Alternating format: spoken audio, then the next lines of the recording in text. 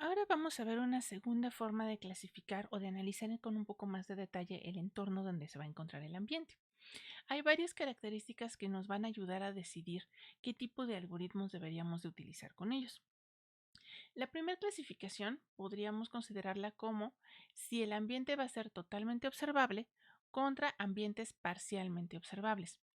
En un ambiente totalmente observable podemos ver todas las posibilidades, el estado actual del mundo tal y como es, y por consiguiente podemos incluso tratar de hacer predicciones y sabemos, bueno, dónde están los demás.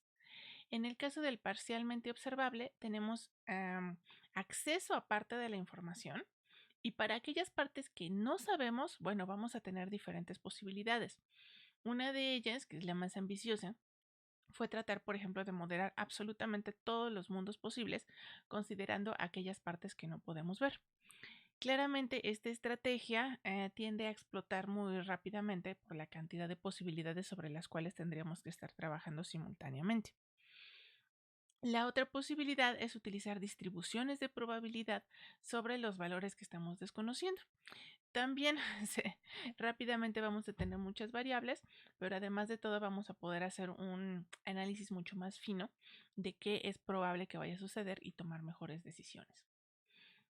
Una segunda clasificación son los ambientes deterministas contra los estocásticos. En el caso de los deterministas, ahí sí, dado nuestro estado actual, podemos predecir exactamente qué va a suceder y no tenemos que preocuparnos de que vayamos a tener sorpresas.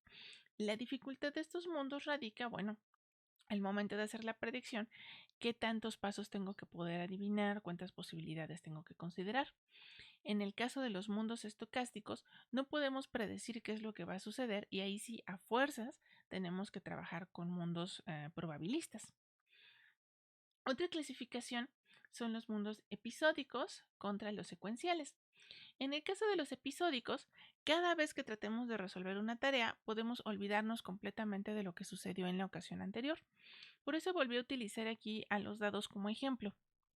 Una vez que ya se tiraron los dados y se obtuvo un resultado, se recogen los dados y cualquier cosa que haya pasado ya no importa. La próxima vez que se vuelvan a tirar, empezamos desde cero, ¿no? Entonces, misma distribución de probabilidades, trabajamos en las mismas condiciones que si hubo una tirada antes, ninguna o 50. En el caso de los ambientes secuenciales o de los problemas secuenciables, nos vamos a dar cuenta de que nos importa qué ocurrió en los pasos anteriores, porque eso va a afectar nuestro estado actual y las posibilidades que tenemos de alcanzar nuestro destino o no. Y en estos casos también podemos meter una subdivisión.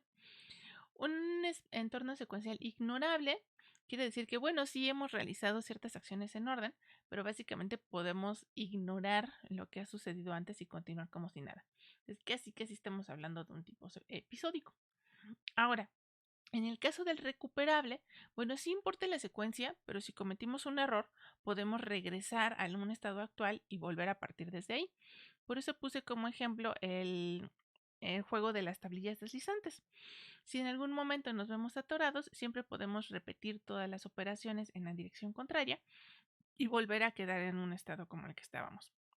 Obviamente importa la secuencia porque gracias a eso vamos a lograr colocar a los números en el orden correcto.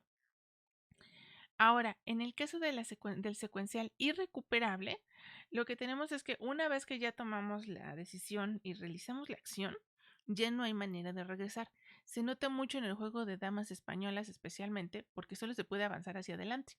Entonces, una vez que una ficha ya avanzó, ya no tengo manera de retroceder y quedar en el estado anterior. Más aún, si mi contrincante ya hizo un movimiento, pues realmente no, no hay cómo deshacer lo que hicimos.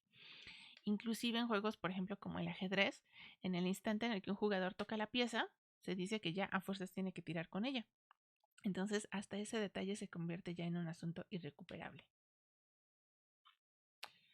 Otra clasificación van a ser si los ambientes son estáticos, es decir, nada se va a mover, tengo todo el tiempo del mundo, bueno, no todo el tiempo, pero sí suficiente tiempo para planear qué es lo que se va a hacer y en el instante en el que se ejecute el plan, todo va a funcionar tal y como lo teníamos pensado. Entonces aquí tenemos otra vez el caso del laberinto, este cuadrito azul que está tratando de llegar a cualquiera de las dos salidas que son los cuadritos rojos. El laberinto ya está diseñado, entonces podemos decir que el ambiente está estático y solamente se tiene que preocupar por decidir por dónde se va a mover. La contraparte son ambientes dinámicos que se están moviendo. Entonces el agente no puede tomarse todo el tiempo del mundo para decidir, porque entonces para el instante en el que tome la acción, a lo mejor ya no es válido lo que tenía planeado. Y el mejor ejemplo son los automóviles que tratan de conducirse solos. Si se tarda mucho en decidir si acelerar, frenar o cambiar de carril, para cuando intente actuar, seguramente los coches que están a su alrededor ya no van a ser los mismos, no van a ir a las mismas velocidades, probablemente ya entró alguno nuevo en su carril, entonces ya no serviría el plan. Aquí importa muchísimo que el trabajo se esté realizando en tiempo real. Otro ejemplo, bueno, otro ejemplo que se me hizo un poco divertido aquí es la película de Harry Potter. Como ustedes recordarán, las escaleras tenían esa extraña característica de cambiar de lugar y entonces si los alumnos no decidían rápido por qué escalera subir a donde querían ir, pues entonces tenían que cambiar de plan porque iban a dar a lugares que no esperaban. Bien, otra clasificación es el mundo discreto contra el mundo continuo. Casi todos los ejemplos que he citado anteriormente, salvo los coches, entran realmente en el mundo discreto. Literalmente podemos asociar símbolos a cada uno de los estados, a cada una de las variables. Las posiciones de las fichas son un número finito contable de posiciones.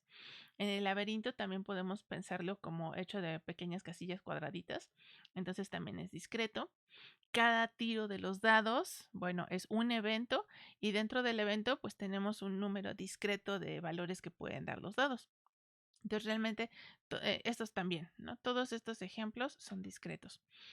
Un ejemplo continuo, pues es el de los coches, porque las variables que están en el entorno son continuas. La posición, la velocidad, la aceleración. Hay uno que otro elemento discreto, el hecho de que los coches en sí sí son unidades independientes, pero insisto, casi todas las variables de lo que vamos a estar manejando en el coche son variables en el dominio de los reales y que además cambian su valor como una función continua. Entonces, ese sería el ejemplo de este otro ambiente. Finalmente, vamos a tener entornos de trabajo donde solamente hay un agente, como el laberinto, el juego del solitario, pero también sí, claro, y también en las tablillas deslizantes. Pero también podemos tener multiagentes. Puede ser que todos los agentes los hayamos programado nosotros, puede ser que otros los haya hecho alguien más. Entonces, ahora la pregunta va a ser si estos agentes van a estar compitiendo entre sí por los recursos.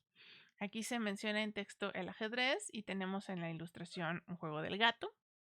También podemos ver acá atrás el juego de damas, serían agentes competitivos. Y después tenemos otros que son los cooperativos. Todos ellos quieren alcanzar un mismo fin y se van a estar ayudando los unos a los otros. En el caso de los conductores de auto, pues idealmente debería de ser cooperativo porque todos queremos llegar a nuestro destino. Digo cooperativo idealmente porque pues a veces hay algunos que son un poco competitivos y a fuerzas quieren ganar el espacio y no dejar pasar a nadie más y entonces es cuando hasta se vuelve peligroso porque puede haber coches, ¿no? Y choques, perdón. Entonces lo ideal sería precisamente un ambiente cooperativo. Y bueno, existen otras cosas que ustedes pueden querer considerar al momento de definir cómo se va a trabajar con el problema, pero esta es una buena colección de ideas que podrían querer pensar. Otro ejemplo de lo que no está ahorita en la clasificación, pero que también se vuelve importante, es si al querer resolver un problema, lo único que nos interesa es llegar a un lugar, o sea, un cierto estado en particular, o si nos importa toda la ruta. Por ejemplo, aquí nos importa guardar todo el camino que siguió la gente para poder llegar a la salida, o lo único que nos importa es que esté aquí. Entonces, eso también pueden ser criterios diferentes, porque en algunos vamos a necesitar guardar el historial, o a lo mejor nos va a importar qué tanto se tardó, si obtuvimos la ruta óptima, o a lo mejor simplemente, bueno, ya llegó, ya somos felices. Entonces, ese también puede ser otro tipo de aspectos que se pueden tomar en cuenta. Bueno, después vamos a ver entonces diferentes opciones de agentes que tenemos para poder aplicarlos a estos tipos de problemas.